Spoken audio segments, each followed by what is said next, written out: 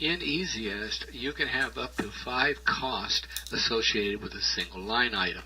In order to view this, I'm going to turn off the side in the top menu by clicking on the View menu and going down and clicking on each one, so that when we go to the form, go to the price book item form, most of it is visible here. But you can have material, labor, equipment, sub, all on the single item. Or you can use just a one column for the particular item. In this case, if we wanted to add equipment to this, we could do it here. Also, the other column, it allows you to put in 2 material cost or 2 labor cost into the same item. This may be a really important feature to some who may need it.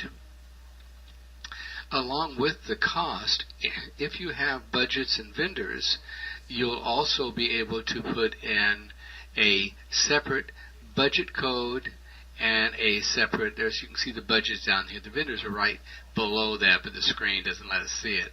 But every column can have a unique budget and a unique vendor if you have those options.